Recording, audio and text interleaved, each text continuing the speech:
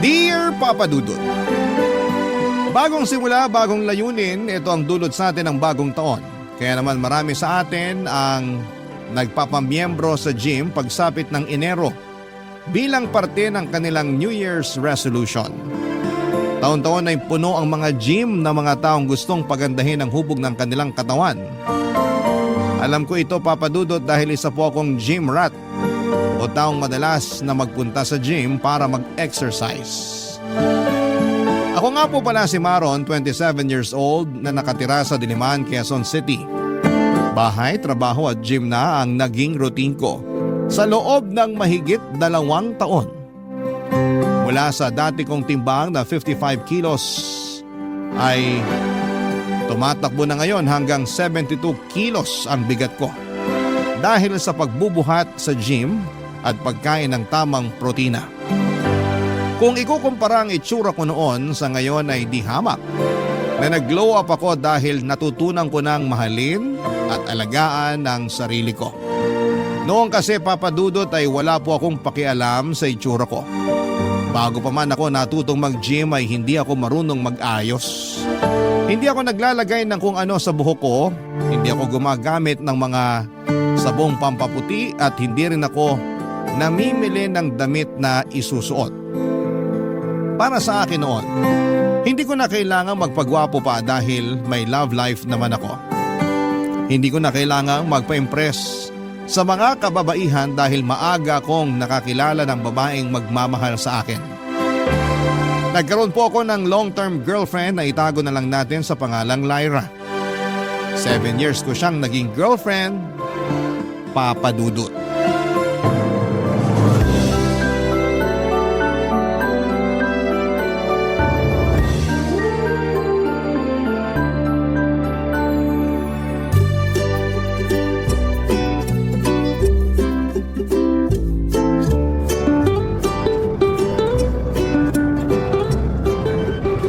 Hindi ko alam kung anong pumasok sa isip natin, pero yun na siguro ang pinakapangit na ride na nasakyan ko. Hindi ka ba nag-enjoy? Ang saya kaya. Hindi na ako sasakay sa ride na yun ever. Okay na sa akin yung isang beses, at least na-try ko. Ano pa bang gusto mo i-try? Marami pa tayong hindi nasusubukang ride sa theme park na to. Teka lang, magpahinga muna tayo. Umiikot pa yung sikmura ko sa huling sinakyan natin eh. Okay, sige. Maghanap na muna tayo ng mauupuan. Mabuti pa nga. Nangangatog pa rin yung tuhod ko hanggang ngayon eh. Dito na muna tayo maupo sa bench. Sige. Marami palang tao rito kapag weekends, no? Oo nga eh. Balita ko laging jam-packed tong theme park na to kasi dito karaniwan nag-field trip yung mga estudyante. Nataon pa na holiday kaya marami talagang tao. Pero sa bagay, sulit din naman yung bayad kasi sobrang laki ng park na to, maraming pwedeng sakyan. Mukhang hindi nga natin masusubukan lahat ng rides nila eh, sa dami. Kulang ang isang araw. Ano pa bang magandang sakyan? Yung Ferris wheel, gusto mo ba? Ayoko, ang taas. Natatakot ako. Pero close naman yun. Maganda yung view nun kapag nasa tuktok na tayo. Hindi tulad nung huling sinakyan natin na mabilis. Tong Ferris wheel, chill lang. Sa bagay, medyo romantic din siya. Mas intimate. Ano, try natin mamaya? O sige, sayang naman yung binayad natin kung hindi natin susubukan. Di pa nga natin nalilibot yung kabilang side ng theme park na to eh. Oo nga, tapos malapit ng dumilim. Feeling ko kailangan uli natin mag-set ng date dito sa susunod. Pwede rin naman, pero marami pa akong gustong puntahan kasama ka eh. Alam mo ba na may bucket list ako ng mga lugar na plano kong puntahan para sa date nating dalawa? Talaga? Oo, nung sinagot mo ako, yun yung una kong ginawa. Nililista ko kaya lahat ng mga importanteng date natin. Di ba lagi ako nag-aaya na mag-selfie tayo? Totoo, ang hilig mong kumuha ng picture. Piniprint ko kasi yun tapos nilalagay ko sa journal. Talaga ba? Ang sweet naman. Memories yun na ayokong makalimutan. Kasi marami pa tayong alaala na bubuuin. Baka makalimutan ko yung iba eh kaya nagpiprint ako para kapag namimiss kita, babalikan ko yung mga picture na yun. Sentimental ka pala talaga. Oo. Mana raw ako sa tatay ko. Biruin mo, mula nung ipanganak hanggang unang hakbang ko nung baby ako, nakalista lahat yun sa notebook. Ganun na ganun daw ako ngayon, sabi ng nanay ko. Pero ang cute. Nakakakilig isipin para sa isang lalaki na nag-i-effort sila na maglista ng mga bagay na importante para sa kanila. Feeling ko tuloy napaka-importante ko sa buhay mo. Siyempre naman, isa ka sa mga importanteng tao sa buhay ko. Oh, ikaw rin. Importante ka rin sa buhay ko. So, ano pala yung lugar na gusto mong puntahan? Kasama ako? Marami. For example, yung National Museum. Gusto kong bisitahin yun kasama ka. Uy, hindi pa ako nakapunta doon. Puntahan natin yun sa susunod. Tsaka gusto ko ring ipasyal ka sa windmill, sa Pagudpod. Saan naman yun? Sa Ilocos Norte yun. Nakapunta na ako doon nung bata pa lang ako. Pero baka malayuan ka eh. Kaya pwede rin naman yung doon na lang sa Rizal para malapit lang. May windmill din sa Rizal? Oo, meron. Nakapunta na rin kami doon last time. Kung gusto mo naman ng medyo adventurous, mag-hiking tayo sa Mount Pulag o mag-trekking sa Sagada. Grabe, ang dami mo palang inihandang dates ha? E di ilang anniversary na yon kung sakali. Kulang pa nga yun eh. Nasa 10 pa lang ata yung nalilista kong lugar. 10 lang? Dagdagan mo pa, gawin mong 50. Tingin mo ba aabot tayo ng ganong katagal na panahong magkasama? Oo naman no. Kung gusto, gagawa natin ng paraan yan. Tama, gawan natin ng paraan. 50 years? Madali lang yun. Lolo't lola ko nga, 75 years na magkasama eh. Di ba nga? O ano, tara na? Next ride na tayo? O sige, tara!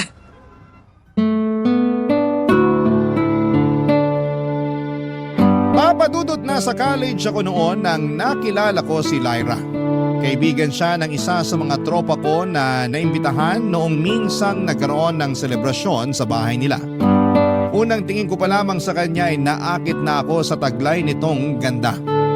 Morena siya, papadudot, mahabang buhok at matangos ang ilong. Medyo suplada ang datingan pero kapag nagsalita ay napaka-sweet ng boses niya. Noong una ay nahiya pa akong makipagkaibigan sa kanya. Medyo mahiyain kasi ako noon at ang tanging nagawa ko lang noon ay ang magnakaw ng tingin sa kanya. Lumipas ang ilang araw ay muli ko siyang nakita sa isang school event. Nagkaroon ng food stall sa school noon bilang parte ng Foundation Day ng paaralan namin. At ang coffee shop kung saan nagtatrabaho noon si Lyra bilang bartender ang nagbantay sa kanilang stall.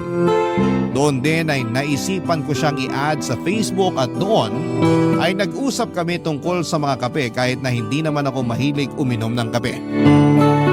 Naging close kaming dalawa at nang tumagal ay tinapangan ko ang sarili ko at sinubukan ko siyang ligawan. Sinagot naman niya ako, papadudot. Naging magandang takbo ng relasyon namin dahil naalagaan naman ito ng maayos. Loki lang ang pagsasama namin. Hindi kami masyadong mapost sa social media at madalang lang kaming lumabas. Mas marami kaming intimate moments kung saan kaming dalawa lang ang magkasama. Sa pamamagitan noon ay mas tumibay pa ang pagsasama naming dalawa, papadudot. Tumagal ang relasyon namin ng 7 taon. Pero nasubok ang tatag ng pagmamahala namin noong nagkahiwalay kaming dalawa dahil sa pandemic. Halos 2 taon din kaming hindi nagkita dahil sa restrictions at lockdown. At yun ang naging dahilan kung bakit unti-unting naging malamig ang pagsasama namin, papadudot.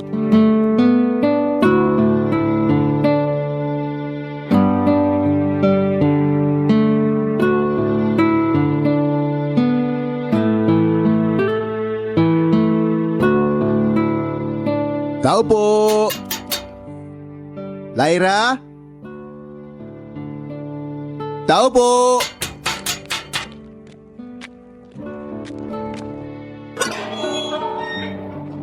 Maron? Anong ginagawa mo dito sa bahay namin? Nag-message ako sa'yo. Di ba sabi ko na bibisitahin kita? Nagdala ako ng grocery. Akala ko nagbibiro ka lang. Alam mo naman may COVID pa. Labas ka ng labas. Pwede nang lumabas. Hindi na sila nagbabawal ngayon. Kahit na. Hindi porkit pinayagan na tayo, pwede ka na maglalalabas. May COVID pa rin hanggang ngayon. Nanonood ka ba ng balita? Hindi mo ba alam kung gaano kadelikado yung sakit na yan? Alam ko. Kaya nga ako naka-face mask eh. May dala rin akong alkohol. Pinapahamak mong sarili mo eh. Idadamay mo pa kami. Nag-video call na lang sana tayo. Sa bagay, pwede nga naman mag-video call pero iba pa rin kasi yung makita kita ng personal eh. Miss na kita. Gusto na kitang mayakap. Hindi mo ba ako papapasukin sa inyo? Hindi, dito na lang tayo sa labas.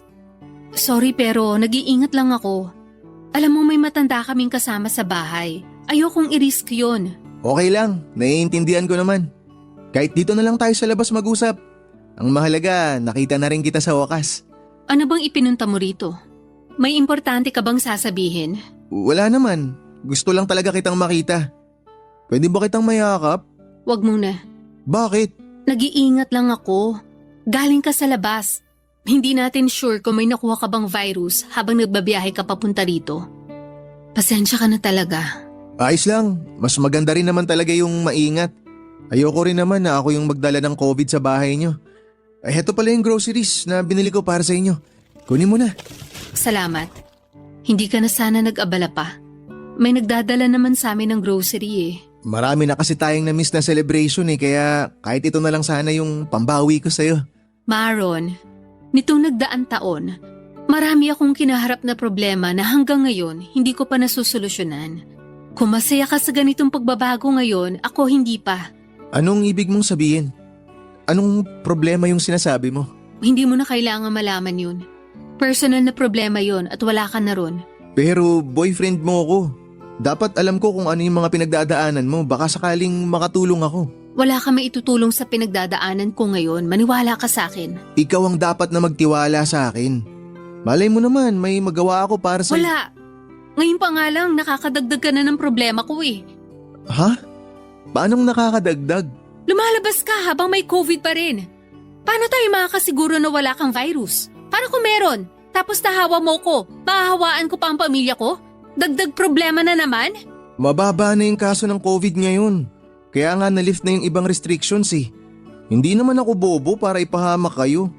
Hindi ako pupunta rito kung alam kong may virus ako. Hindi yun ang point ko. Ang gusto kong sabihin, masyado na ako maraming kinakaharap ngayon at hindi ko na kaya kung dadagdag ka pa. Sinasabi mo ba na pati ako pinoproblema mo? Hindi yun ang gusto kong sabihin. Pero ayoko lang na makadagdag ka pa sa mga isipin ko. Kaya kong sarili ko kaya wag mo akong alalahanin. Ang gusto ko lang naman makita ka eh. Bawal ba yun?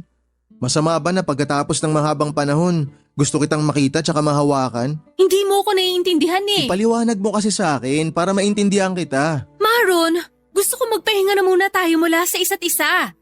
Ha? Paanong magpahinga? Pwede bang cool off muna tayo? Cool off? Gusto mo makipaghiwalay sa akin? Hindi, cool off lang. Ang ibig sabihin nun, magpapahinga lang muna tayo sa isa't isa, hindi tayo maghihiwalay. Ano? Hindi kita magets. Bibigyan lang natin ang isa't isa ng panahon para magpalamig, para magpahinga mula sa bawat isa. Walang usap, walang meet up, walang kung ano. Ha? Pero bakit? Please, Maron. Kailangan ko to ngayon. Sigurado ka ba na hindi ka nakikipaghiwalay sa akin? Oo naman. Hindi tayo maghihiwalay. Humihingi lang ako ng konting oras para mabawasan to mga nasa isipan ko. Hindi pa ba sapat yung 2 taon na hindi tayo nagkita? Hindi nga tayo nagkikita pero araw-araw naman tayo nag-uusap, di ba? Itong hinihingi ko, katahimikan mula sa isa't isa. Kaya mo bang ibigay sa akin yun? Ay, sige. Kung yan ang gusto mo, pagbibigyan kita. Pero hanggang kailan? Hanggang sa maliwanagan ako. Okay. Kung yan ang gusto mong mangyari, sige gawin natin. Pagbibigyan kita. Salamat. Papa Dudut, hindi ko alam kung bakit bigla na lang nawala ng gana sa akin si Lyra.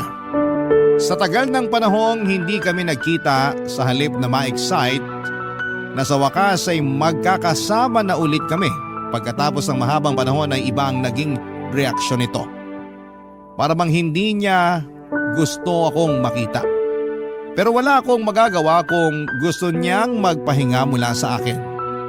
Masakit man pero bilang boyfriend ay ibinigay ko ang gusto ni Lyra na pahinga. Kalaunan ay nalaman ko rin ang dahilan kung bakit gusto munang mapag-isa ni Lyra. Nasa kalagitnaan na pala ng hiwalayan ang mga magulang nito. Hindi ko alam kung bakit mas pinili niyang ilihim ito mula sa akin pero ginawa ko na lang ang lahat para masuportahan siya sa mabigat niyang pinagdadaanan. Buwan ang lumipas ay unti-unti nang bumalik sa normal ang lahat. Nagsimula nang magbukas sa mga kainan at pasyalan.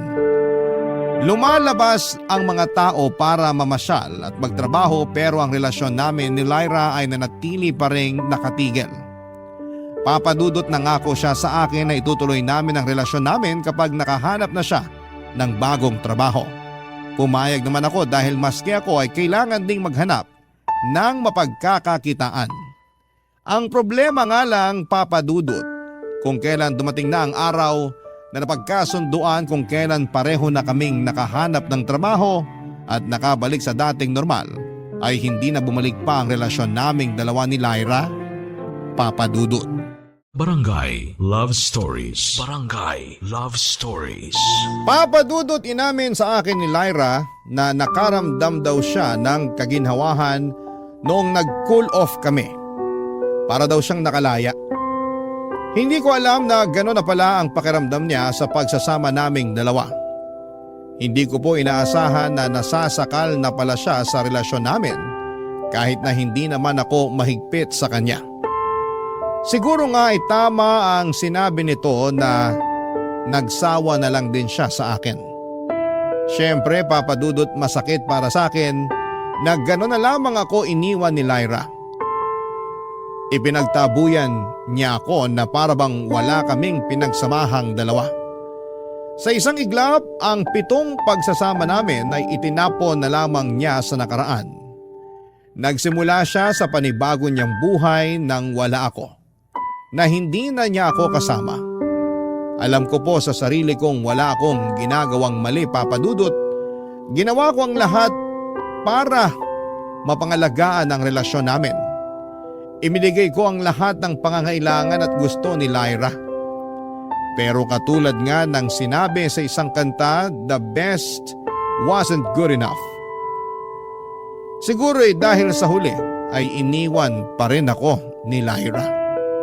Makalipas ang isang buwan ay nabalitaan ko na lamang na meron ng bagong boyfriend si Lyra. Para po akong sinaksak sa puso noong nalaman ko ang balitang yon. 7 taong kaming nagsama pero ganon kabilis lamang niya akong pinalitan. Para akong aso na naghabol kay Lyra noon at awang-awa ako sa sarili ko habang hinahanap ang kasagutan kung bakit napakabilis niya na pinalitan ako, Papadudot.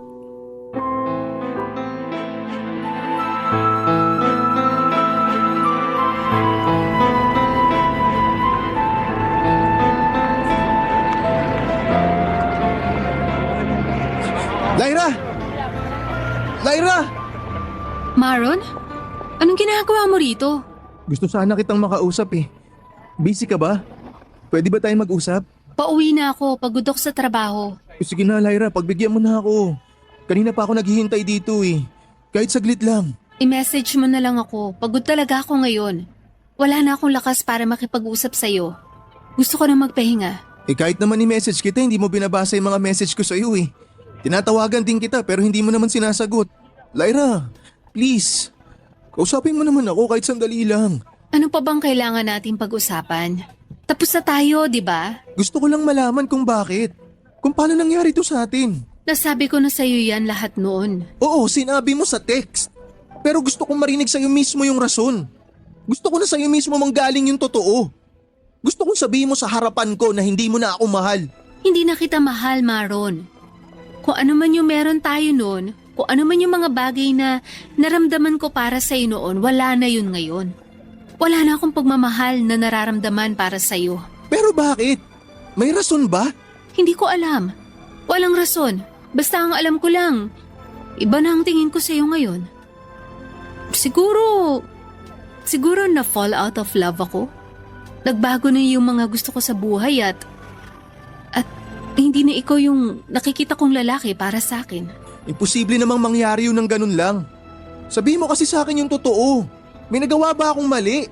May kasalanan ba ako sa'yo para magalit ka sa akin ng ganito? Hindi ako galit sa'yo. Wala kang ginawang mali. Ako yung may mali. Wala kang kasalanan. Ako yung may kasalanan kasi ako yung tumigil sa pagmamahal sa'yo. Lumang tugtugin na yan eh. Hindi pwedeng basta na lang tumigil yung pagmamahal mo para sa taong karelasyon mo. Kung ganon, baka hindi talaga kita minahal noon pa. Anong tawag mo sa 7 taon na pinagsamahan natin? Hindi ko nga alam. Ano bang hindi mo mag-gets sa sinasabi ko? Basta ang alam ko lang, hindi na kita gusto. Kung ganun, bakit nga? Bakit bigla na lang nawala yung pagmamahal mo sa akin? Paulit-ulit ka naman eh. Wala nga sagot kung bakit bigla na lang nawala yung pagmamahal ko sa'yo. Katulad ng wala ring sagot kung bakit kita minahal in the first place. Pwede ba tanggapin mo na lang na wala na tayo? Paano ko tatanggapin? Paano ko gagawin yun kung buong buhay ko, ikaw yung taong pinangarap ko na makasama hanggang pagtanda? 7 taon lang tayo nagsama. Mas mahaba pa rin yung panahong hindi tayo magkakilala. Na kaya mo mabuhay na mag-isa, kaya alam kong kakayanin mo rin mabuhay nang wala ako. Pero hindi sa pagkakataong to. 7 taon natin binuo yung future nating dalawa. Paano ko ipagpapatuloy yun kung wala na tayo? Yun yung mali mo eh. Masyado ka nakafocus sa future. Nakalimutan mo na yung ngayon. Hindi pwedeng ganun. Maron, hindi natin hawak ang bukas, kaya huwag kang dumipende sa hinaharap. Sinasabi mo ba na sa 7 taong pinagsamahan natin, hindi mo nakita na makakasama mo ako habang buhay? Minsan na rin sumagi yun sa isip ko, pero noon yun. Araw-araw nagbabago tayo. Marami tayong natututunan at sa pamamagitan nun, lumalawak ang isip natin. Ako rin naman, natututo, nagbabago. Pero ang kaibahan natin, lagi kitang sinasama sa mga pagbabago sa buhay ko. Yun siguro yung dahilan kung bakit nawala na lang bigla yung pagmamahal mo sa akin. Hindi ako ganun kaimportante sa buhay mo, sa puntong handa mo akong iwan anong oras mo man gusto. Sorry kung hindi ko napantayan yung pagmamahal na binigay mo sa akin. Hindi ako katulad mo. Wala na ba talaga? Wala nang chance na magbago pa yung isip mo, Lyra? Sorry pero wala na talaga eh. Kahit ipilit ko pa, naubos na yung pagmamahal ko para sa'yo. Wala nang spark, wala nang excitement, wala na yung dati. Hanggang dito na lang ba tayo? Dito na ba talaga matatapos yung kwento nating dalawa? I'm sorry. Sobrang hirap pala kapag nalaman mong wala ka nang magagawa pa para maibalik ang taong minsan ding nagpasaya sa'yo. Ayaw na talaga akong balikan noon ni Lyra dahil may bago na siya. At kahit anong panalangin at pagpupumilit pa ang gawin ko ay hindi na talaga kami magkakabalikan pa. Dahil sa nangyari ay unti-unti akong nag-self-destruct. Nawalan ako ng focus sa trabaho na dahilan kung bakit kamuntikan akong matanggal sa trabaho. Nawalan ako ng gana sa mga bagay-bagay. Ang mga paborito kong ginagawa noon ay hindi ko na magawa dahil bawat isa nito ay may kalakip na alaala ni Lyra. Katulad na lamang tuwing naglalaro ako ng basketball, lagi niya akong pinapanood noon sa mga laro ko. Tumigil na rin ako sa panonood ng mga pelikula dahil siya ang lagi kong kasakasama sa pagmo-movie marathon.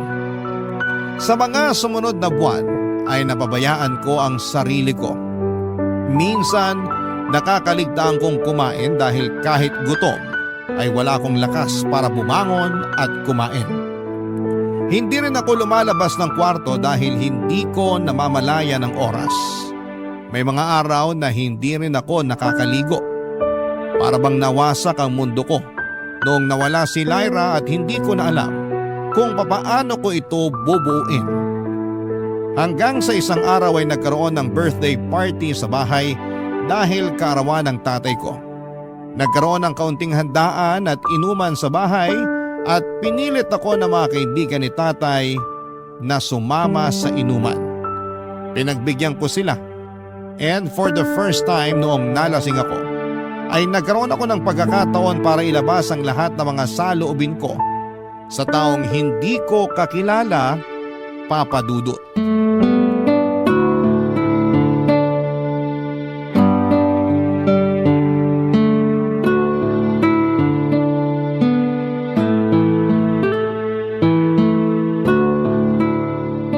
Oh, tulog na si Papa?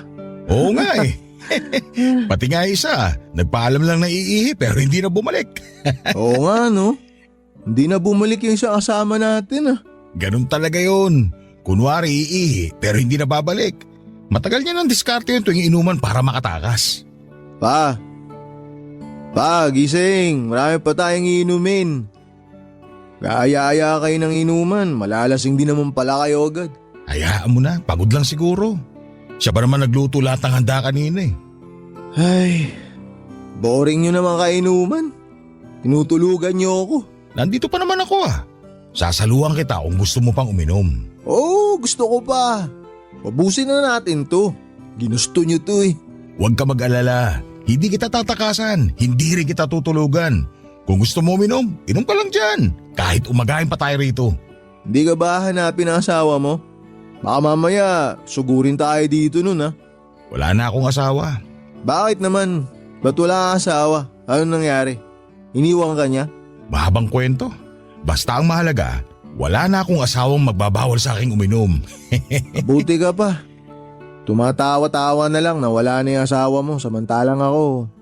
Hanggang ngayon, di ko pa rin matanggap na wala na kami ng girlfriend ko. Nabanggit nga yan sa akin ng tatay mo. Kaya nga kita pinatawag sa kanya para mag-inom eh. Sabi niya kasi sa akin, ilang araw ka na nagmumukmuk. Kinakabahan na nga yung tatay mo para sa'yo. Kaya naisip ko na baka gusto mo mag-inom. Ganun naman yung mga kabataan ngayon eh. Kapag may pinagdadaanan, alak ang takbuhan. Ayoko nga sana eh, pero dahil birthday ni Papa, pumayag ako. Kamusta naman? Nakatulong naman ba yung pag-inom? Hindi. Masakit pa rin eh.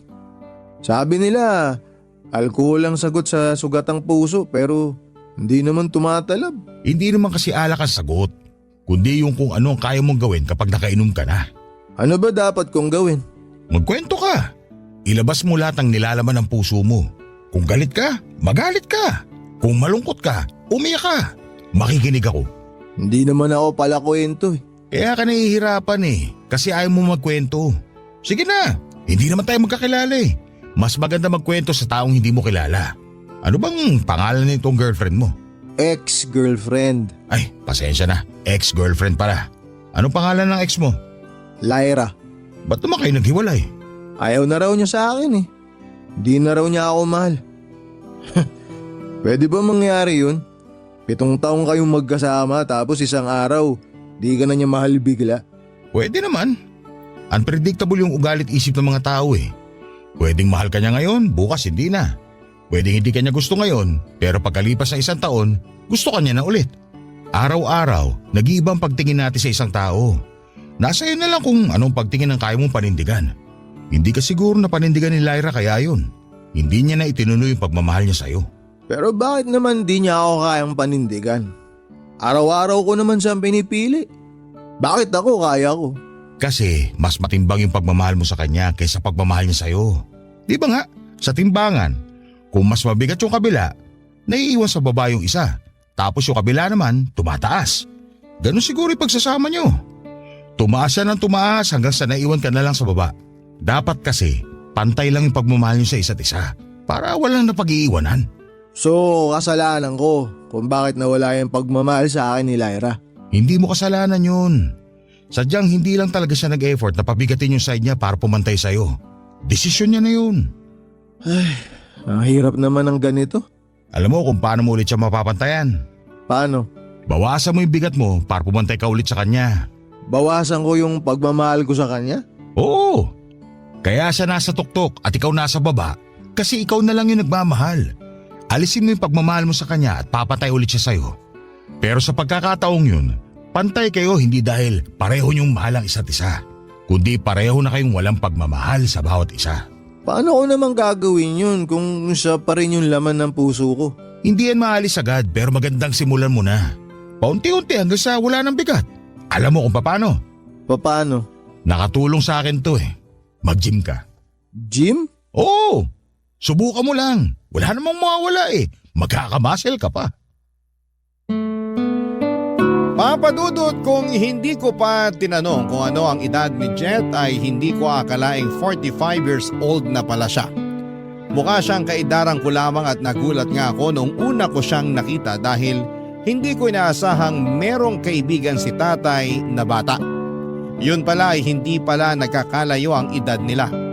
Maganda ang pangangatawan ni Jet.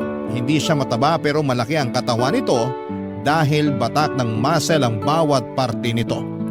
3 araw nga ang lumipas bago ako nag-decide na lumabas ng bahay at sundin ang advice sa akin ni Jet na mag-gym. Naisip kong bigyan ng chance ang sarili ko kaya pinuntahan ko ang gym na tinutukoy ni Jet. Maliit lang ang gym at hindi ito katulad ng mga sosyal na gym na kailangan pa ng mahal na membership fee. Karamihan sa mga nagpupunta doon ay walk-in na nagbabayad ng 50 pesos kada session. Ang tawag sa mga ganong klaseng gym ay bakal gym na para sa masa. Mainit ang lugar, masikip at ang ilang gamit doon ay kinakalawang na. Pero kahit na ganoon ay jam-pack pa rin ang gym na yon. Pagpasok ko pa lamang sa lugar na yon ay parang gusto ko nang umuwi. Bigla ako nagdalawang isip dahil ayoko sanang makihalubilo sa mga tao. Pero agad akong nakita ni Jet at bago pa man ako makaalis ay hinila na niya ako papasok sa loob. First time ko mag-gym noong araw na yon, Papa Dudut. Si Jet ang nagsilbi kong coach. Tinuruan niya ako kung papaano gamitin ang mga equipment at kung ano-anong klaseng workout ang dapat kong gawin. Doon na nga po nagsimula ang tinatawag kong post-breakup fitness motivation. Nang sa ganon, ay makalimutan ko na si Lyra ng tuluyan, Papa Dudut. Barangay Love Stories. Barangay Love Stories. Papa Dudut, totoo nga ang mga sinabi ni Jet sa akin na malaki ang naitutulong ng pagbubuhat ng bakal para mailabas ko ang mga hinanakit ko sa buhay. Doon ko nga ibinuhos ang lahat ng kinikimkim kong galit at bitterness.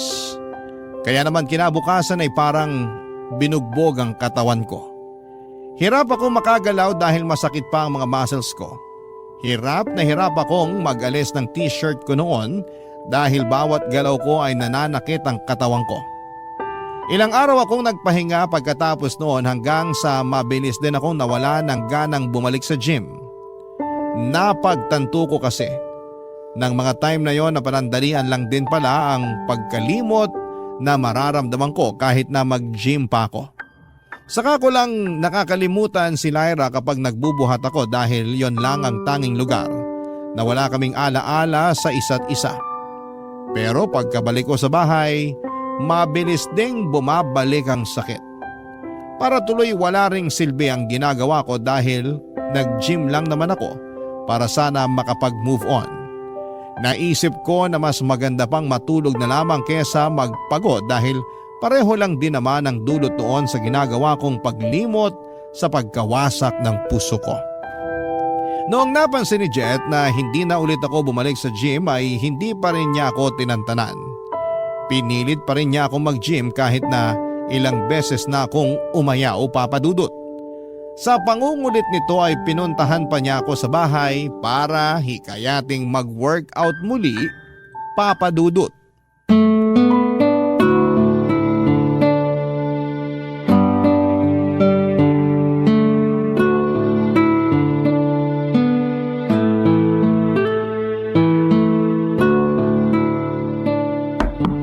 Maron? Maron, nandiyan ka ba?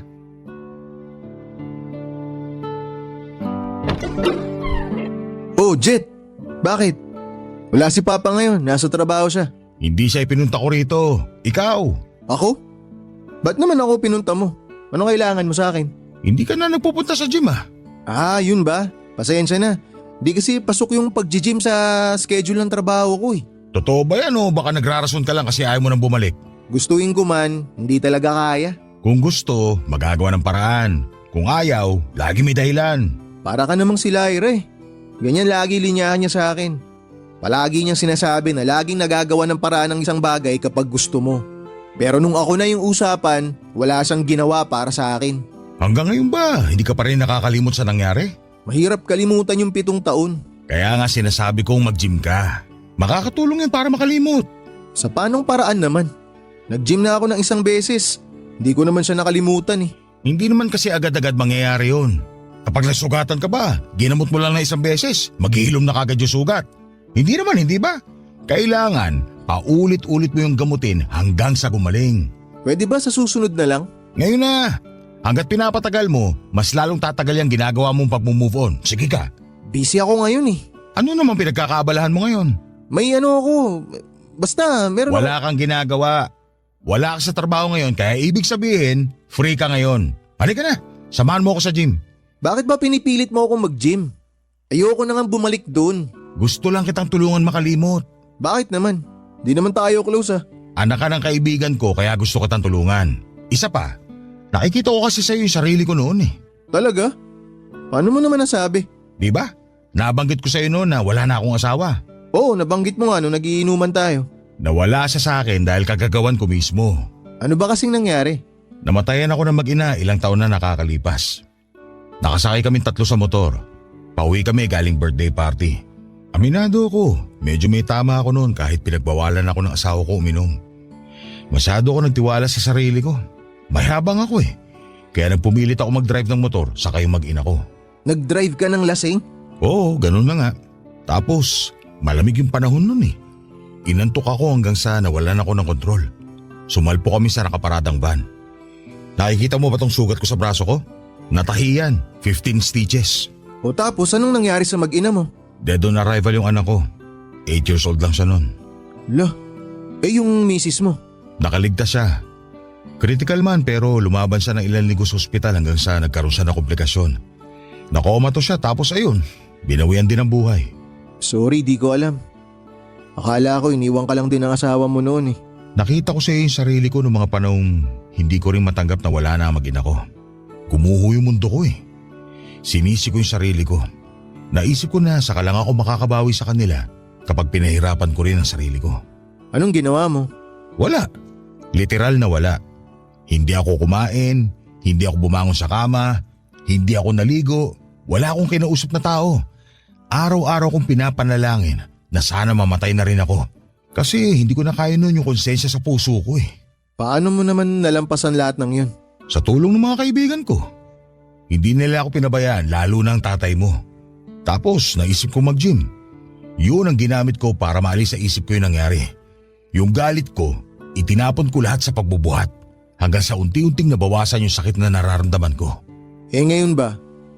Okay ka na? Hindi na ako katulad ng dati. Nakikita mo naman, maayos na akong tingnan ngayon, hindi ba? Ikaw nga nagsabi na hindi halata ang edad ko. Ano sa tingin mo? Ay, okay sige. Pagbibigyan kita. Babalik ako sa gym. Yan! Yan ang gusto ko. Halika na.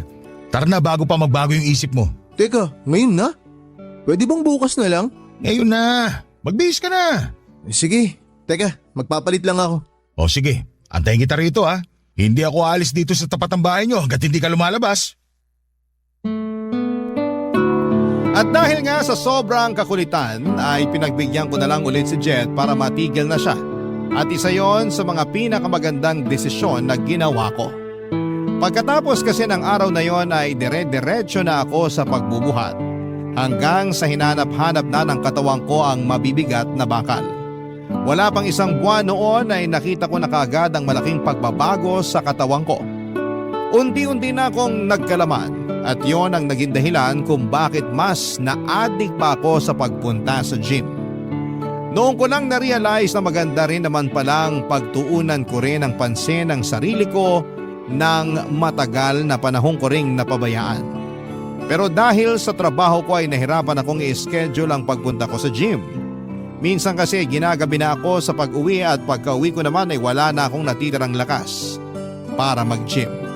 Kaya naman ang ginawa ko ay gumigising ako ng maaga para makapunta sa gym tuwing alas 4 ng madaling araw. Sarado pa ang gym sa mga oras na yon pero pinakiusapan ni Jet ang may-ari nito. Dahil tropa naman silang dalawa ay binigyan nila ako ng spare key.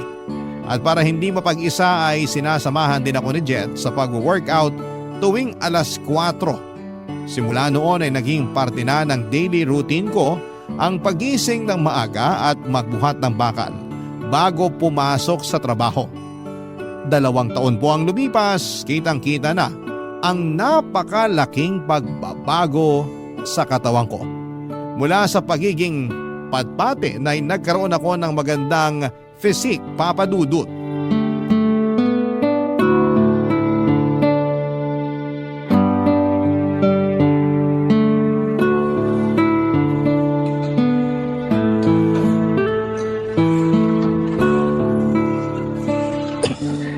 Lapag ko nga muna rito.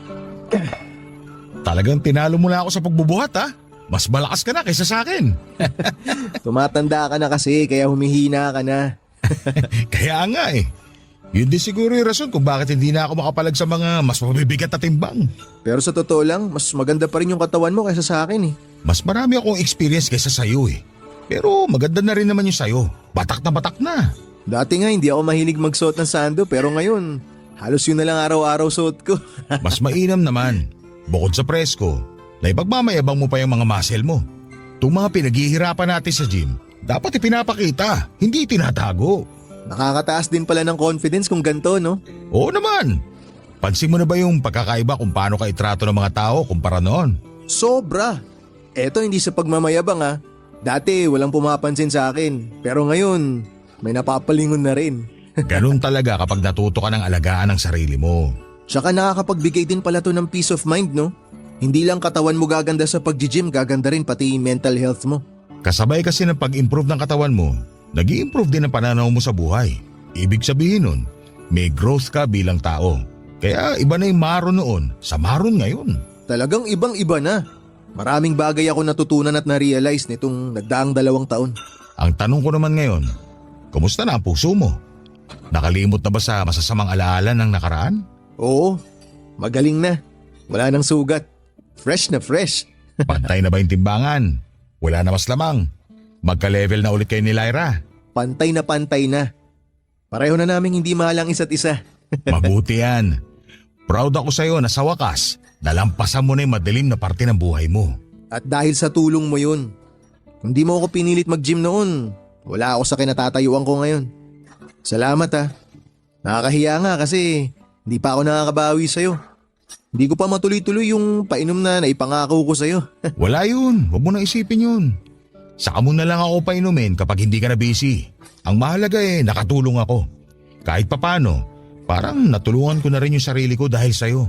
Anong ibig mong sabihin? Natulungan mo yung sarili mo sa paanong paraan naman? Wala, huwag mo na isipin yun. Masyado ka yatang madrama ngayong araw ah. Ano nakain mo? Katulad nga ng sinabi ko, proud lang ako sa'yo. At least tapos na yung trabaho ko. Alam mo naguguluhan talaga ako sa mga pinagsasabi mo. Huwag mo na akong isipin. Tuloy mo na yung set mo. Mamaya na muna. Pahinga lang ako sandali. Ikaw, di ka ba magbubuhat ngayon? Magbihis ka na para makahabol ka sa akin. Pass mo na ako ngayon. Hindi mo na ako mag-workout ngayong araw. Dumaan lang talaga ako rito para i-check ka.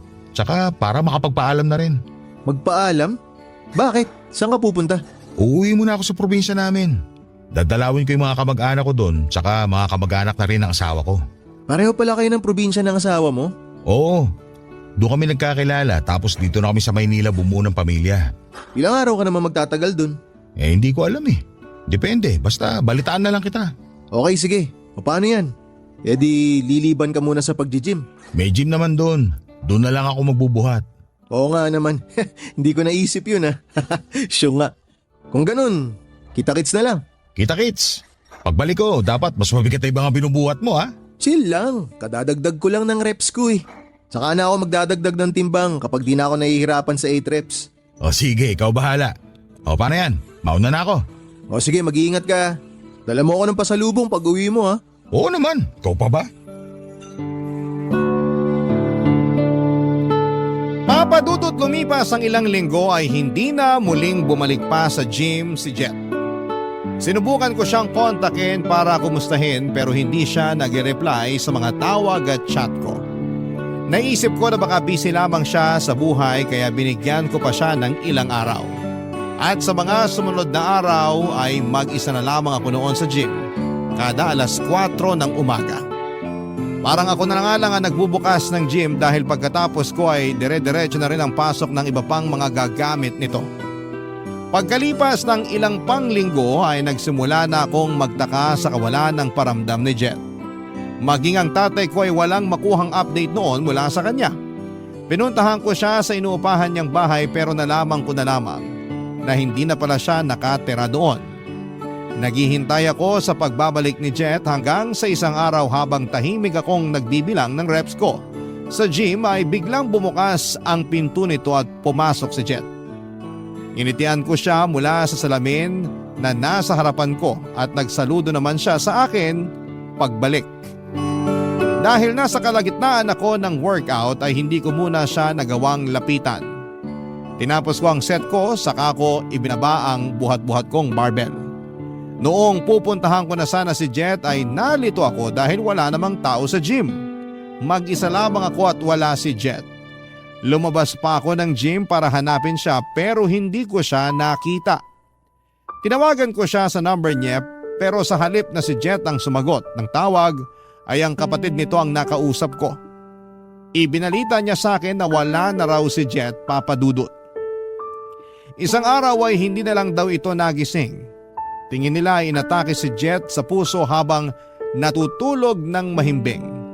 Nabanggit din ng kapatid ni Jet sa akin na ang totoong dahilan daw ng pagpunta nito sa probinsya ay dahil nagtago ito sa dami ng utang na tinakasan niya.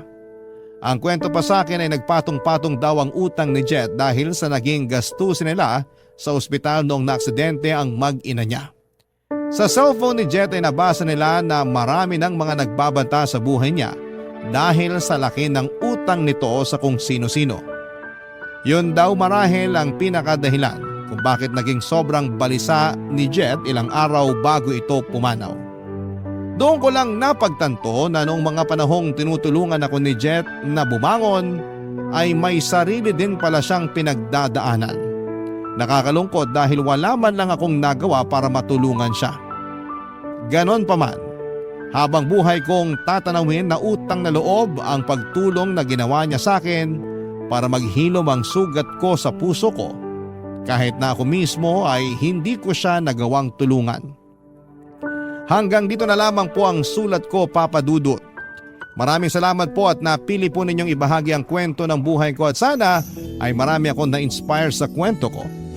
Ang inyong forever kapuso at kabarangay, Maron. Dear Papa Dudut, magandang tanghali po sa inyo at sa mga nakikinig ngayong oras. Itago nyo na lamang po ako sa pangalang Ronald. 64 years old at isang dating magsasaka.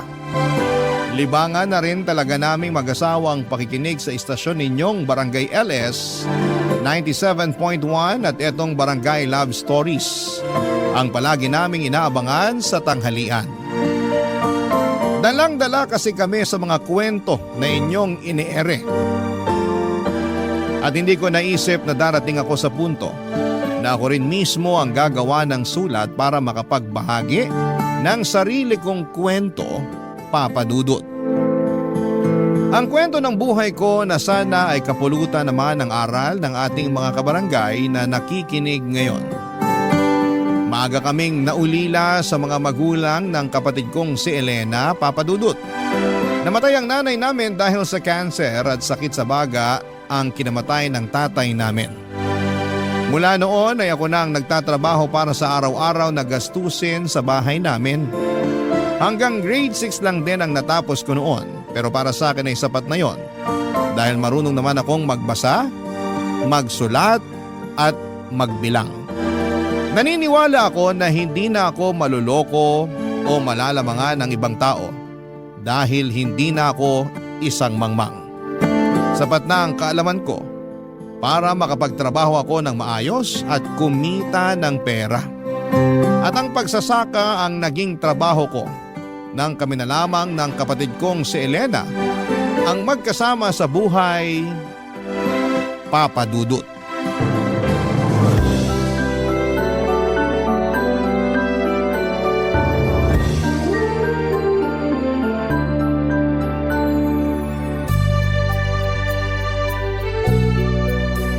Masarap tong luto mong paksiw na bangus ngayon, Elena. Mabuti naman at nagustuhan mo ng luto ko, kuya. Palagi ko naman nagugustuhan ng mga luto mo. Uy, hindi ah. Nung nakaraan kaya sinabi mo na masyadong maalat ang niluto kong sinigang na baboy. Tapos matabang naman yung tinola ko. Kaya pakiramdam ko tuloy hindi talaga ako masarap magluto. Sinabi ko ba yon? Oo. Nako, pasensya ka na. Baka pagod lang ako kaya ako nasabi ang mga yon. Alam ko naman na lagi kang pagod kaya ayos lang, kuya. Pero masarap talaga tong paksiw na bangus. Sakto sa asim tapos hindi sobra sa luto tong isda. Humingi kasi ako ng tip kay Ate Marlene kung paano ba mapapasarap ang mga niluluto kong pagkain. Magaling pala siyang magluto. Ay oo! Kaya nga yung mga kasamahan ko dito sa palayan, Sa kanila ng nanay niya palagi kumukuha ng tanghalian. Sulit ang bayad kasi bukod sa masarap ang lasa, marami pa sila magbigay ng ulam at kanin. Mabait talaga yun si Ate Marlene, tsaka yung nanay niya, no? Sinabi mo pa, kaya marami silang kaibigan sa palayan. Karamihan yung mga asawa rin ng mga katrabaho ko doon. Sila yung madalas na magkakasama at magkakakwentuhan. Ikaw ba kuya? Kailan mo planong pakasalan si Ate Marlene? Bakit naman biglang napunta dyan ang tanong mo? Siyempre, kasi nasa tamang edad na kayong dalawa. Alam ko yung mga ganyang edad, nagsisimula ng bumuo ng sarili nilang pamilya. Kaya dapat, kayo rin ni Ate Marlene, pinagpaplanuhan nyo na yung mga tungkol sa bagay na yun. Ilang taon na rin kayong magkarelasyon. Hindi biro yung pinagdaanan yung dalawa kasi 'di ba? Ayaw sa'yo nun ng tatay niya pero ngayon mabait ng mga magulang niya sa'yo. Nakita kasi nila na seryoso ako sa panliligaw na ginawa ko noon kay Marlene. Pinatunayan ko sa kanila kung gaano ko kamahal ang anak nila. Kaya nagawa rin nila akong tanggapin. Kaya nga dapat pakasalan mo na siya Kuya Ronald. Alam mo ikaw, kesa kung ano-ano yung sinasabi mo dyan, ikaw naman ang tatanungin ko. Kamusta na ba pag-aaral mo? Aba syempre, ayos na ayos lang kuya. Hindi madali pero hindi naman ako sobrang nahihirapan. Alam ko naman yan dahil sa ating dalawa, ikaw lang ang nagmana ng katalinuhan sa mga magulang natin. Uy, hindi naman kuya. Nagkataon lang na nagsakripisyo ka para matuloy ko ang pag-aaral ko. Pero kung papipiliin man ako kung pagsasaka o pag-aaral sa kolehiyo, mas gusto ko pa rin na magsaka na lang kaysa mag-aral ulit. Mas gusto ko na yung katawan ko napapagod sa pagtatrabaho kaysa yung utak ko sa pag-aaral. Hindi ko na nga yata kayang gawin yung ginagawa mong pag-aaral sa madaling araw. Minsan nga, nag-aalala na rin ako kasi baka magkasakit ka na sa pagpupuyat na ginagawa mo. Hindi ko naman pinapabayaan ang katawan ko kaya hindi mo kailangan mag-alala sa akin. Tsaka, ayoko lang din sayangin yung perang pinaghihirapan mong kitain para sa pag-aaral ko. Gusto kong ipakita kung gaano ko pinapahalagahan ng bawat sentimo ng perang binibigay mo sa akin. Basta alagaan mo lang ang sarili mo at mag-aral ka na mabuti. Kapag alam ko na ginagawa mo yon, kahit papano hindi ko nararamdaman ang pagod sa katawan ko. Yun naman talaga ang palagi kong ginagawa. Alam ko dahil malaki ang tiwala ko sa'yo. Kuya Ronald, salamat ha. Para saan? Sa pagsasakripisyo at pagtatrabaho mo para sa akin. Kuya mo ko, kaya responsibilidad kita. Huwag kang mag-alala. Hindi ko talaga sasayangin lahat ng ginagawa mong pagsusumika para sa akin. Kaya alagaan mo rin ang sarili mo ha, kuya. Palagi kong ginagawa yon kasi kailangan kong tuparin ang pangako ko kina nanay at tatay. Nangako ko sa kanila na gagawin kong lahat para makapagtapos ka ng kolehiyo. Pangarap kaya nila yon. Kaya salamat din Elena. Salamat kasi hindi mo ko binibigyan ng kahit na anong sakit ng ulo. Papadudot, may mga oras na nakakaramdam din ako ng pagod noon dahil sa responsibilidad na nasa mga balikat ko. 15 years old pa lamang ako nang magsimulang humina ang katawan ni tatay, kaya noon pa man ay ako na ang kumakayod para sa pamilya namin. Maaga akong natuto na magbanat ng buto at magtrabaho sa bukid. Nagsimula ako sa pagtulong-tulong lang sa pagbubuhat ng mga sako ng palay. Hanggang sa ako na rin ang nagtatanim ng mga palay sa lupa na pagmamay-ari ng kaibigan ni tatay. Papadudot, hindi madali ang trabaho na yon, lalo na para sa patpatin ko na katawan na maagang nabatak sa mabigat na trabaho. Mabuti na lamang at kahit papaano ay nakikita ko na hindi nasasayang ang perang pinaghihirapan ko dahil pinagbubuti ng kapatid kong si Elena ang pag-aaral niya. Kasintahan ko pa nga lang pala noon si Marlene at siyang madalas na nakakausap ko tungkol sa mga hinaing ko sa buhay. Hindi naman ako nagrereklamo sa pagtatrabaho ko noon para sa kapatid ko. Pero minsan ay kailangan natin ang makakausap tungkol sa mabigat na bagay sa buhay natin. Para kahit papaano ay gumaan ang pakiramdam natin. Kaya naman malaki ang pasasalamat ko na kahit may mabigat na responsibilidad ako noon, ay meron din akong Marlene na palaging nandyan para gumaan kahit papaano ang pakiramdam ko, papadudot.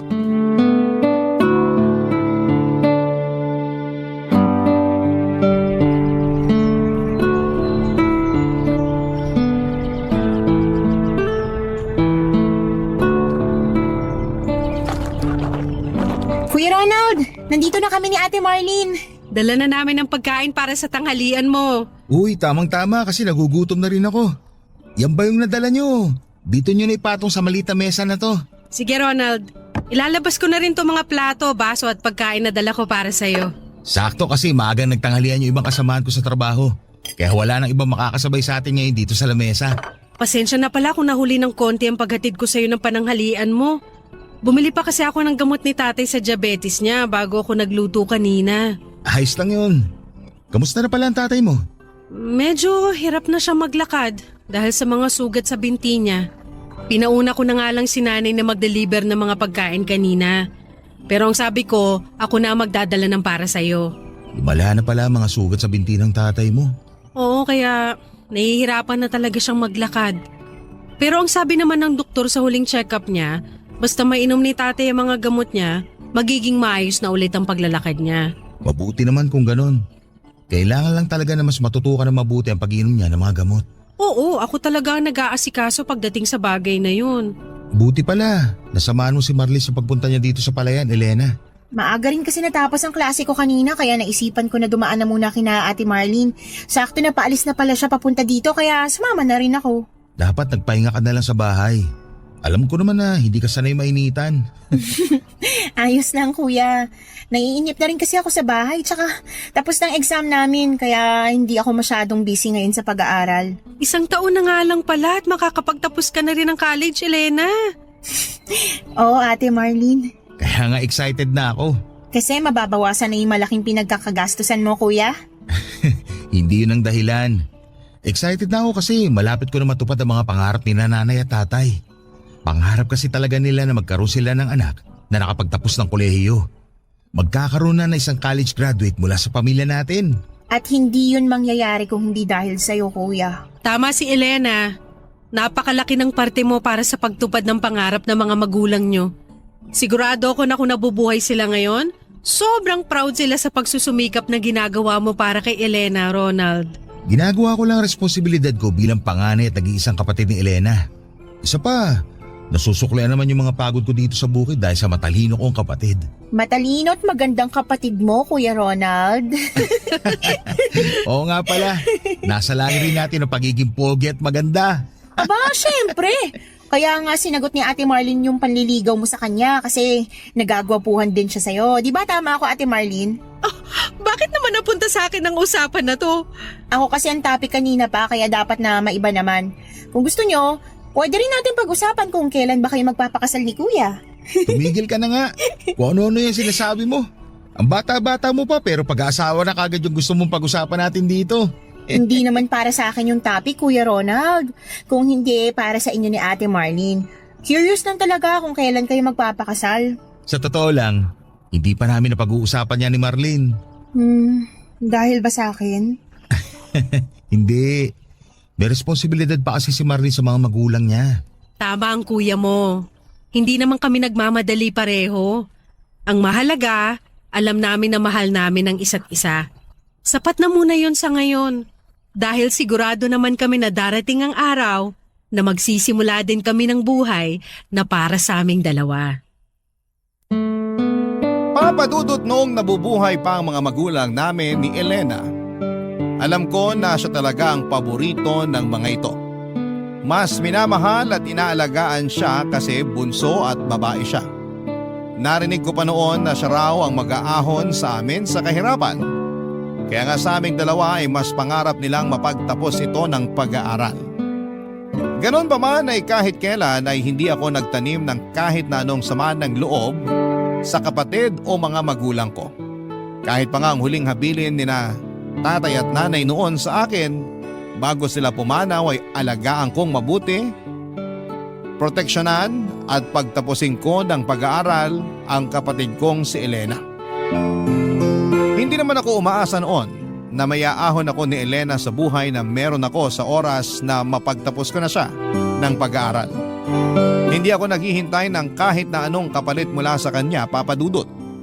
Ang nasa isip ko noon, ako na lang ang pamilya niya kaya responsibilidad ko siya ano pa man ang mga mangyari.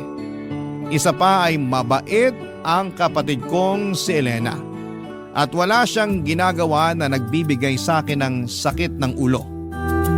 Masipag siyang mag-aral at alam ko na hindi nasasayang ang bawat sentimong pinaghihirapan ko sa aking pagtatrabaho, Papa Dudut, para sa kanya. Isa siyang kapatid na deserving ng tulong ko, Papa Dudut. Barangay Love Stories. Barangay Love Stories. Papa Dudut, nang mamatay si tatay ay pumayag si Elena na huminto muna siya sa pag-aaral. Sakto kasi na kakatapos niya lamang din ng high school at wala pa akong sapat na pera para maipagpatuloy niya ang kolehiyo. Pero hindi ko naman siya pinagtatrabaho noon. Ang sabi ko ay maghintay lamang siya na makaipon ako ng pangmatrikula niya para sa kolehiyo. Naging maasikaso naman siya sa bahay sa tuwing uuwi ako galing sa trabaho. Ginawa ko rin ang lahat ng pagtitipid para makapagtabi ng para sa pag-aaral ng kapatid ko, Papa Dudut. Halos 3 taon din ang lumipas nang makaipon ako ng sapat na pera para sa unang taon niya sa kolehiyo. Naalala ko pa na halos maiyak siya sa tuwa nang sinabi kong makakapag-aral na ulit siya. Mahigpit niya akong niyakap at paulit-ulit siyang nagpasalamat. Nangako siya, Papa Dudut, na hindi niya sasayangin ang perang pinag-ipunan ko para sa kanya. At hindi niya rin sisirain ang tiwala ko sa kanya. Bagay na nakita kong ginawa at tinupad niya noon, Papa Dudut. Hindi rin talaga naging madali ang ginawa kong pagpapaaral sa kapatid ko sa kolehiyo. Dahil bawat taon ay dumodoble ang mga gastusin para sa pangmatrikula niya. Kaya naman kahit bumabagyo o masama ang pakiramdam ko ay hindi pwedeng hindi ako magtrabaho. Hindi pwede na magipit kami sa pera, lalo na sa pangmatrikula niya. Pero sa tuwing nahihirapan ako, hindi ko pinapakita yon kay Elena dahil ayokong mag-alala siya para sa akin.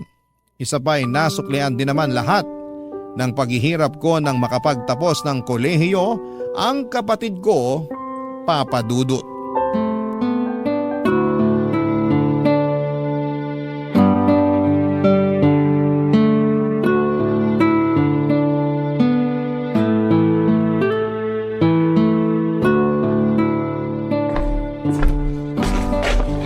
Nandito ka lang pala sa kusina, Kuya Ronald.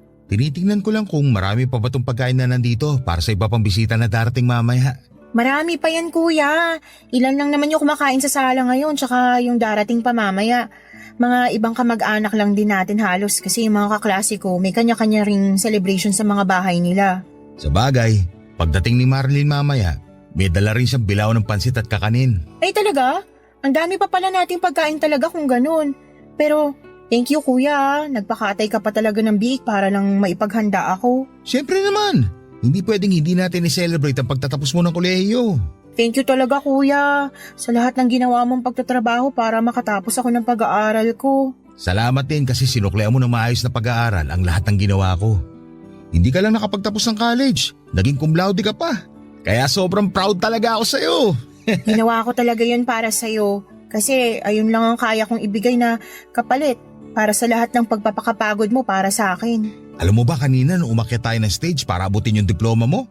Sobrang nagpipigil akong maluha. Kaya palang sabi mo kanina, sinisipon ka kaya pa na yung pagsinghot mo. Oo, buti nga napigilan ko ang sarili ko na maluha kanina kahit mahirap. Sobrang saya kasi talaga ng nararamdaman ko lalo na nung malaman ko na cum laude ka pala. Hindi ko talaga kaagad sinabi sa'yo para masurpresa kita. Gusto ko kasi na ibigay yun na regalo sa'yo. At nagawa mo yun, Elena. Yun ang pinakamasayang regalong natanggap ko sa buong buhay ko. Basta, ako naman ang babawi sa'yo, Kuya. Hindi mo kailangan gawin yun. Susuklian ko lahat ng ginawa mong pagsasakripisyo para sa akin. Gagawin kong mas magaan ang buhay para sa ating dalawa. Unahin mo muna ang sarili mo bago ako. Basta, nandito lang ako palagi para suportahan ka sa mga plano mo. Kasama ba sa mga susuportahan mo sa akin yung plano kong pagluwas sa Maynila? Itutuloy mo na ba talaga yun? Oo, kasi sa susunod na buwan, luluwas na rin ng Maynila yung kaklase ko na kasabay kong gumraduate. Sabay sana kami maghahanap ng trabaho doon. Sa Maynila din kasi nakatira ang tita niya kaya may matutuluyan kami doon. Napakalayo ng pagkakaiba ng buhay sa Maynila dito sa probinsya natin. Kahit hindi pa ako nakakapunta ng Maynila, alam ko na maraming adjustment ang kailangan kong gawin. May tiwala ka naman sa akin, di ba? Oo naman siyempre. Malaki ang tiwala ko sa'yo. Pero doon ako kinakaba sa mga taong makikilala at makakasama mo sa Maynila. Baka kasi kung anong gawin nilang hindi maganda sa'yo. Kuya, hindi na ako bata. College graduate na nga ako, di ba? Tapos cum laude pa. Masyado kasing malayo ang Maynila. Hindi kita mapoprotektahan sa oras na may mangyaring masama sa'yo. Alam ko kung paano dapat naalagaan at protektahan ang sarili ko. Kaya huwag ka na masyado mag-alala sa akin. Pero kung sakali, may makukuha ka rin namang maayos na trabaho dito sa probinsya natin. Oo, pero sigurado akong maliit lang din ang kikitain ko dito. Yung iba nga, di ba, nahihirapan pang maghanap ng trabaho dito sa atin. At ayoko na mangyari sa akin yun. Isa pa, kuya. Pakiramdam ko kasi, nasa Maynila ang trabaho na magiging daan para maging mas maayos ang buhay natin. Marami akong plano para sa ating dalawa at sa bahay na to. At naniniwala ako na matutupad ko yon sa oras na sa Maynila na ako makahanap ng trabaho. Sana suportahan mo pa rin ako sa desisyon ko na to. Siyempre naman. Mahirap para sa akin na magkalayo tayong dalawa. Pero ayoko naman maging hadlang sa mga pangarap mo. Salamat, kuya. Wala yun. Basta kapag nahirapan ka dun, umuwi ka kagad dito sa atin. Palaging bukas ang bahay na to para sa'yo. Papa Dudut, ayoko sanang sumang-ayon sa gusto ni Elena na sa Maynila siya maghanap ng trabaho. Pero matagal na niya talagang plano yon. Hindi pa ako nakakarating noon ng Maynila pero alam ko kung gaano kagulo sa lugar na yon. Marami na akong kakilala na kamag-anak o kapitbahay namin na lumuwas ng Maynila at nasira lamang ang kanilang mga buhay. Nagkaroon sila ng anak pero walang maayos na pamilya dahil iniwan ng kanilang asawa. Nabaon sa utang at bumalik sa probinsya na naghihirap ang buhay. Hindi naman sa wala akong tiwala sa kapatid ko dahil alam ko kung gaano siya kadiskarte sa buhay at katalino. Hindi naman siya makakapagtapos ng cum laude sa kolehiyo kung hindi siya matalino. Pero wala pa rin akong tiwala sa mga tao sa Maynila na pwede niyang makilala at makasama doon. Ganon pa man, Papa Dudut, ay hindi ko pinigilan ang plano at kagustuhan niya na lumuwas ng Maynila para doon maghanap ng trabaho at makipagsapalaran sa buhay. Kasama niya ang isa niyang kaklase at nakitira siya sa bahay ng tita nito. Nung una ay madalas pang sumulat si Elena. Hindi pa kasi uso ang cellphone noon at wala rin kaming telepono. Palagi akong excited sa tuwing makakatanggap ako ng sulat mula sa kanya. Hanggang sa mahigit 1 taon ang lumipas.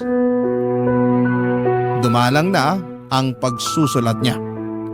Nababalitaan ko na lang sa kapitbahay namin na may kamag-anak na nakatira malapit sa tinutuluyan ni na Elena na maayos naman ang buhay at trabaho ng kapatid ko. Kaya kahit papaano ay hindi ako nag-aalala sa kalagayan niya, Papa Dudut.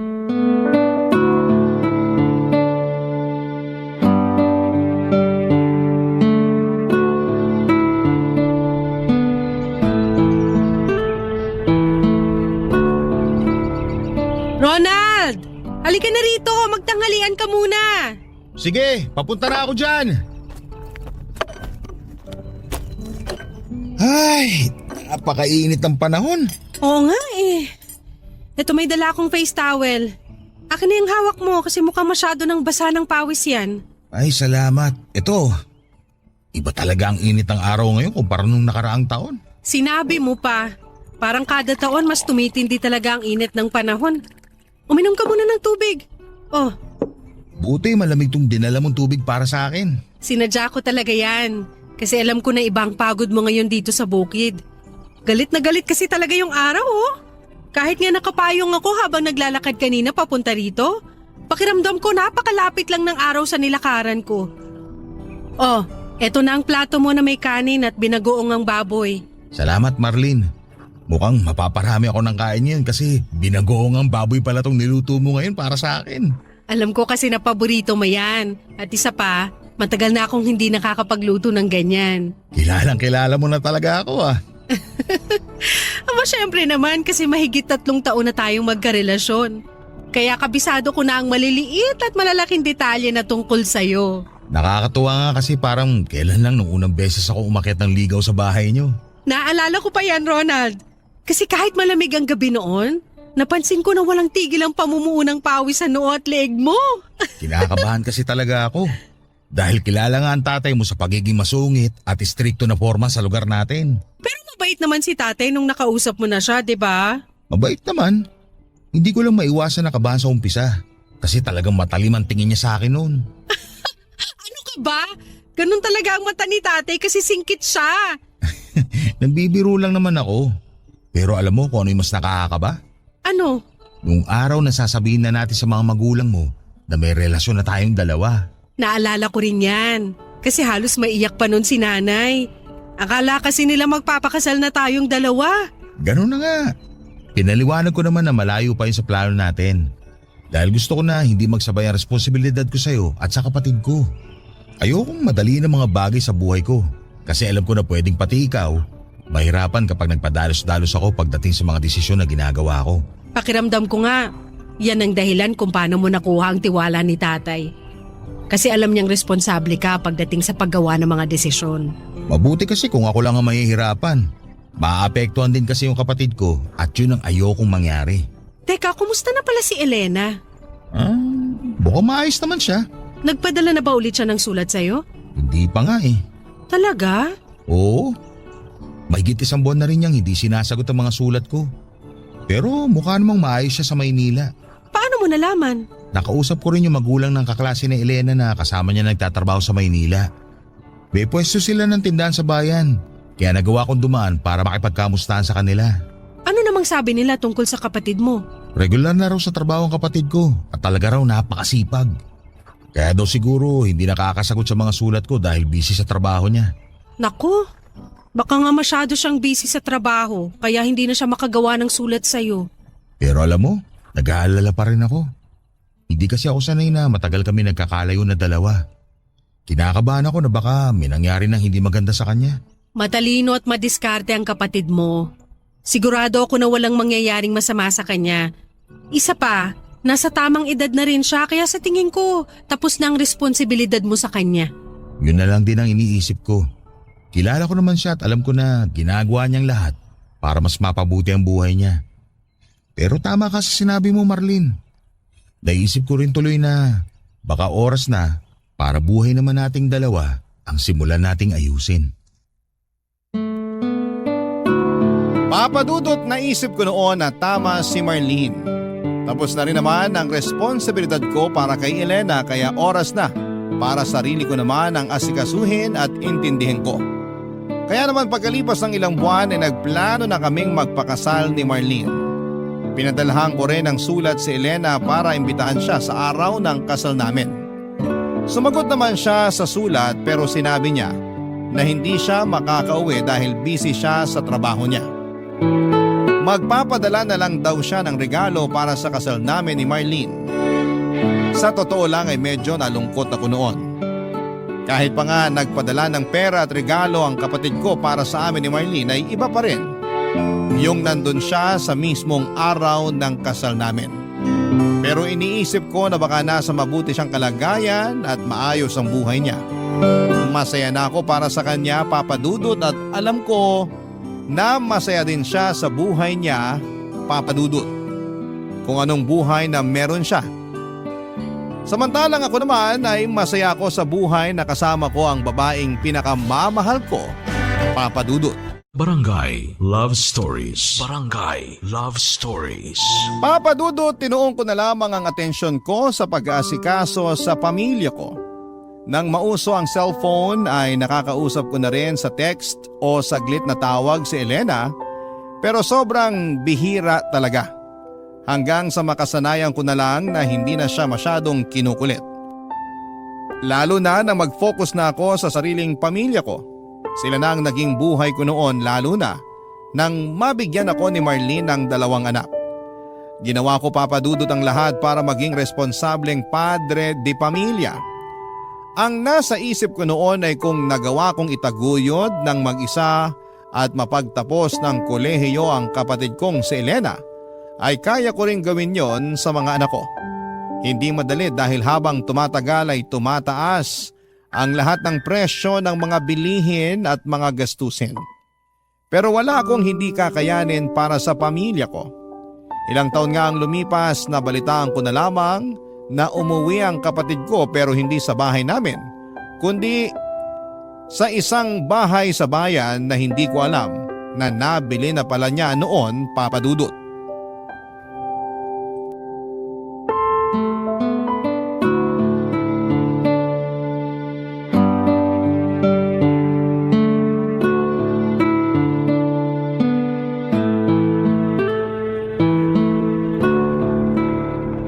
Ang alam ko, malapit na dito yung address ng bahay ni Elena. Medyo nakakaligaw sa lugar na to, no? Oo nga eh. Maluwag kasi yung kalsada dito, pati na yung bakuran ng bawat bahay. Kaya nakakalito rin talaga maghanap ng address. Pero ang laki ng mga bakuran at bahay dito, ha? Napansin ko rin yan. Mahal siguro kahit maliit na lote lang dito. Mukha nga, Ronald. Halatang asensado na talaga ang buhay ng kapatid mo. Natutuwa nga ako kasi kahit matagal na akong walang naging balita mula sa kanya, nakita ko naman talagang naging maayos ang buhay niya. Mabuti nga kahit paano natuto ka na rin gumamit ng cellphone. Pinag-aralan mo talaga mula nung makuha mo ang number ni Elena doon sa magulang ng dati niyang kaklase. Oo, kasi mas mabilis ang komunikasyon doon kaysa sulat. Ayun nga lang, hindi rin masyado nagre-reply tong si Elena kapag nagte-text o nangungumusta ako. Pero alam ko naman busy siya, kaya nga ilang taon na rin siyang hindi nakakauwi dito sa probinsya natin. Sa tingin mo, Ronald, ayos lang talaga na pumunta tayo ngayon sa bahay niya? Oo naman, narinig mo naman yung sabi ng kapitbahay natin kanina. Ngayon daw yung pa-house blessing ni Elena sa nabili niyang bahay. Nagtataka lang ako kasi hindi man lang siya nag-text sa'yo na nakauwi na pala siya ng probinsya. Nakumuha na pala siya ng bahay at may pa-house blessing pala siya ngayon. Nabanggit niya naman yun sa akin dati. Alin sa mga sinabi ko? Yung plano niya na pag-uwi dito sa probinsya natin. Kailan niya naman nabanggit yun? Matagal na rin siguro, may ilang buwan na nakakalipas. Nakalimutan ko lang sabihin sa'yo. Pero sana, sinabi niya rin yung tungkol sa pagbili niya ng bahay. Kita mo nga, pati ikaw nagulat nang malaman mong nakauwi na siya at doon na siya dumiretso sa bagong bahay niya. Ang buong akala pa naman natin doon siya sa bahay natin titira. Hayaan mo na kasi mukhang marami rin talaga siyang inaasikaso bago siya umuwi dito sa probinsya. Ang mahalaga, makikita na ulit natin siya. Sa susunod na punta natin, isama natin ang mga bata. Sigurado ako na sabik na rin si Elena na makita at mayakap niya ang mga pamangkin niya. Teka, mukhang nandito na tayo. Ito na ba yung bahay niya?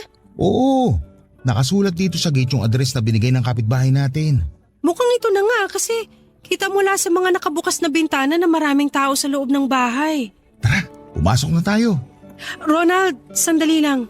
O bakit? Anong problema? Dito na lang muna tayo sa may gate. Tapos i-text mo na lang si Elena sa cellphone niya. Naku, wala na akong load na pantext o pantawag sa number niya. Pumasok na tayo kasi sigurado naman ako na inaasahan niya rin ang pagdating natin. Pero kasi baka lang… Parang si Elena ay lumabas ng bahay na nakabistidang asul ah. Si Elena nga! Elena! Elena! Si Kuya Ronald mo to! Kuya Ronald? Oo, ako nga to! Kasama ko si Ate Marlene mo! Teka lang, puntahan ko na kayo dyan sa may gate. Sabi sa'yo, di ba? Welcome na welcome tayo sa bahay ng kapatid ko. Elena, kapatid ko! Sobrang namiss kita. Payakap nga ako. Pasensya na, hindi ko napigilan ang sarili ko na yakapin ka. Ayos lang, Kuya Ronald. Kumusta pala kayo? Ayos lang kami ng hipag mo. Yung dalawang pamangkin mo, hindi lang namin naisama kasi pumasok sa school. Ikaw, Elena, kumusta ka na? Eto, medyo tumaba pero maayos naman ako. Maayos naman ang buhay ko. Halata nga na maayos ang buhay mo kasi malaki yung bahay na nabili mo. Pinag-ipunan ko talaga yan. Tapos sakto naman na nag-abroad na yung dating nakatira dyan kaya naibenta sa akin na mas mababang halaga. Paano niyo pala nalaman kung saan ako nakatira? Yung nanay ng dati mong kaklase na kasabay mo lumuwas na Maynila noon, ang nagsabi sa akin at nagbigay ng address mo. Nabanggit niya nga rin na ngayon yung pa-house blessing mo eh. Oo, pero tapos na yun kanina pa. Pero kuya, Ate Marlene, pasensya na kung hindi ko muna kayo maiimbita sa loob ha. Bakit naman? Puro taga Maynila kasi ang mga bisita ko. Tsaka medyo magulo pa rin ang loob ng bahay. Sa ibang araw na lang kayo pumunta, ayos lang ba? Pero Ayos lang, Elena. Walang problema doon. Babalik na lang kami sa ibang araw. Tara na, Marlene. Umuwi na tayo at baka abutan tayo ng gabi sa daan.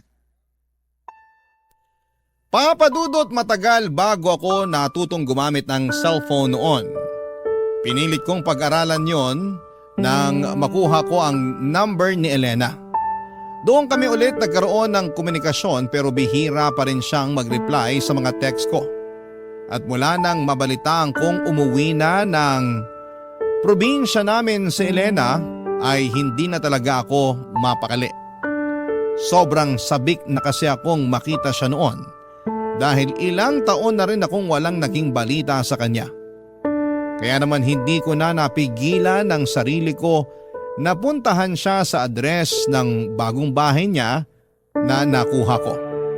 At nang makita ko siya, hindi ko na nga napigilan ang mayakap siya. Naramdaman ko na medyo nailang siya sa akin dahil syempre ilang taon na kaming hindi nagkita at magkasama. Kaya naman sinunod ko na lamang ang pakiusap niya na sa ibang araw na lamang kaming dumalaw sa kanya dahil may iba siyang bisita noon sa bahay nila. Pagkalipas nga ng 2 araw ay dumalaw ulit ako sa bahay ni Elena kasama si Marlene at ang panganay na anak namin. Pinatuloy kami ni Elena noon at pinagmeryenda pa nga ng ininit niyang spaghetti na natira pa yata noong handa sa house blessing na may kasamang soft drinks. Napakalaki talaga ng pinagbago ng itsura ng kapatid ko at masasabi ko na talagang umasenso na ang buhay niya. Dahil kompleto halos ang appliance sa loob ng bahay niya. Nagkamustahan kami at sinabi niya na doon na raw siya ulit sa probinsya namin maninirahan dahil balak niyang magtayo ng malaking grocery store. Nagulat din ako papadudot nang sabihin niya na kung papayag raw ako ay plano niyang pag-aralin ang panganay kong anak ng grade 4. Sasagutin niya lahat ng baon, gamit at kung ano paman ang kailangan ng anak ko. Nagdalawang isip ako pero sa huli ay pumayag ako sa gusto niyang mangyari. Maayos naman ang naging usapan namin na doon muna sa kanya titira ang anak ko kapalit ng pagpapaaral niya dito. Nakakadalaw pa kami sa kanya noong unang mga linggo at buwan. Hanggang sa isang araw na dumalaw ulit kami doon ni Marlene ay nagulat ako nang makita ko na hinahampas at sinasabunutan ng kapatid ko ang anak ko. Hindi po ako makapaniwala sa mga nakita namin. Kaagad kong hinila ang anak ko at sinabi kong mauna na siya sa sakay ng tricycle at doon na lamang kami hintayin ng nanay niya, Papa Dudut.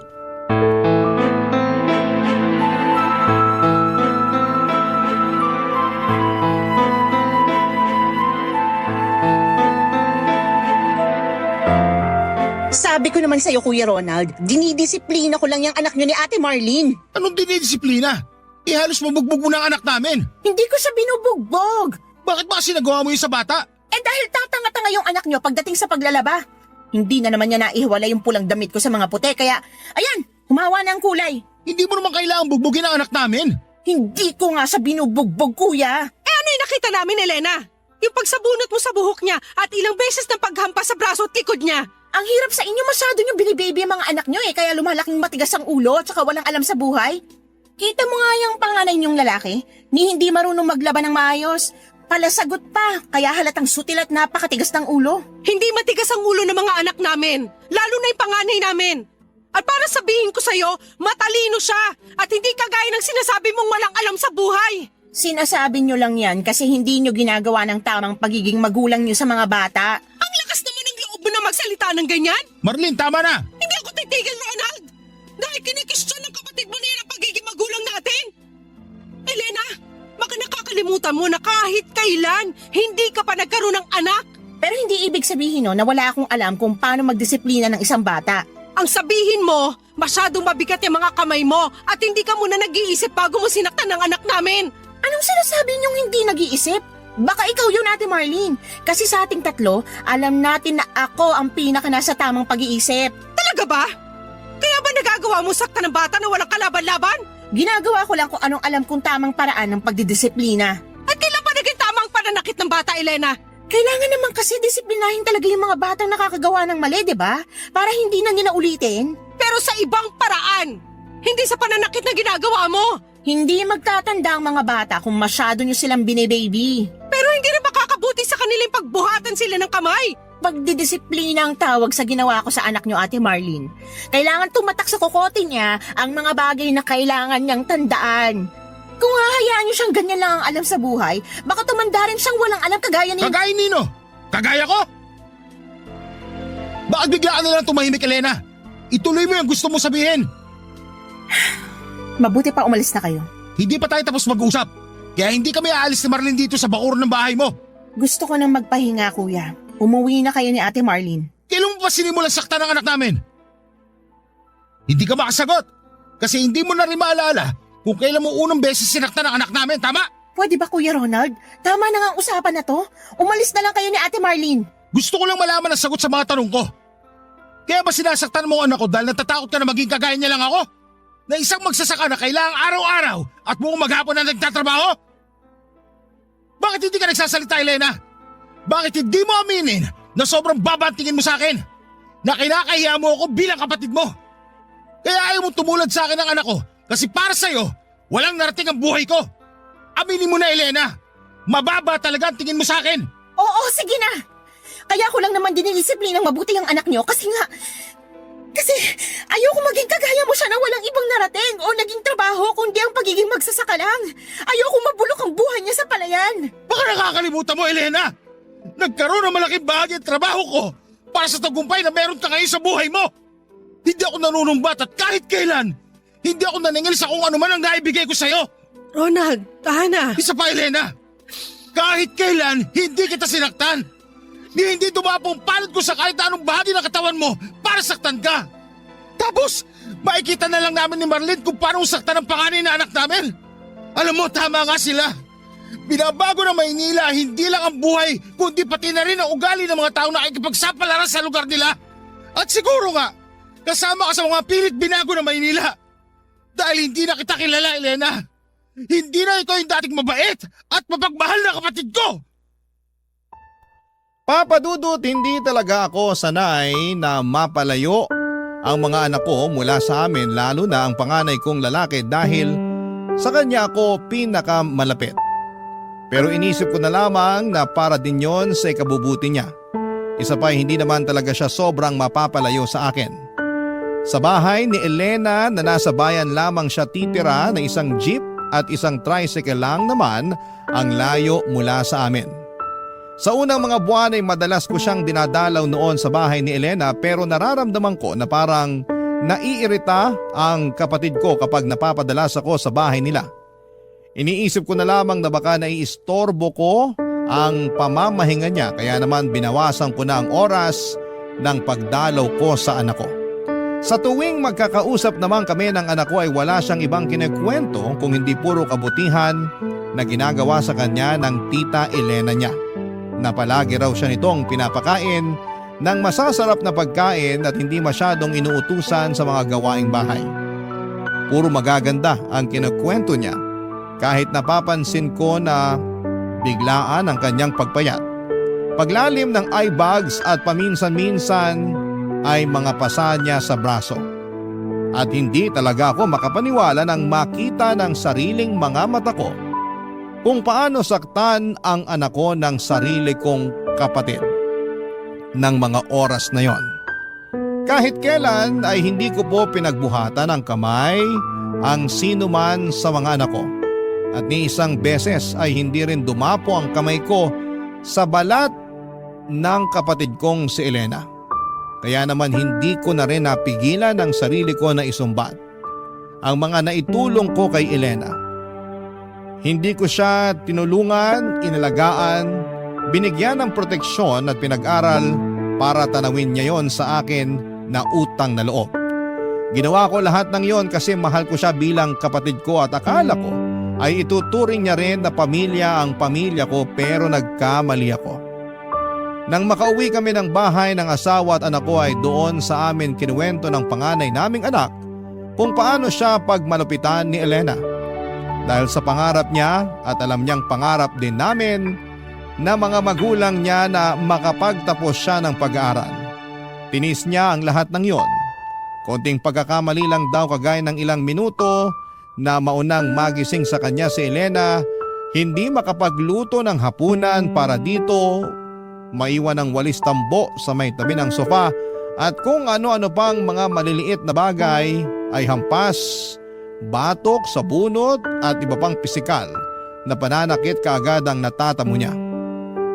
Doon ko mas nakita ang mga tinatago niyang pasa at sugat mula sa kamay ng nag-iisang kapatid ko. Triple ang naramdaman kong kirot nang dahil doon. Dahil kapatid ko pa mismo ang gumawa noon sa sariling anak ko.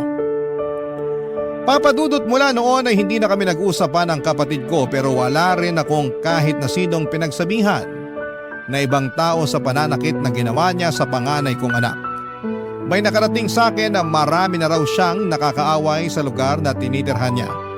Mga kapitbahay na madalas niyang pinapakitaan ng kasamaan ng ugali niya. Pagtatapon ng basura sa gilid ng mga bahay nito, pagpapatugtog ng malakas sa madaling araw, at pag-iingay ng mga bisita niyang galing Maynila. Sa totoo lang, hindi ko na rin alam kung anong nangyari sa kapatid ko pero siguro'y nabago siya ng mga taong nakapaligid sa kanya. Umaasa po ako papadudot na kahit paano ay may naiwan na aral itong kwento ng buhay ko. Hindi tayo required na magbalik ng utang na loob sa mga taong tumulong sa atin noong nangangailangan tayo. Pero wala ring masama kung paminsan-minsan ay magbabalik na raw tayo at tumulong sa mga taong naging tulay para sa tagumpay ng ating buhay na tinatamasa. Hanggang sa muli ako ang inyong kapuso at kabarangay forever, Ronald.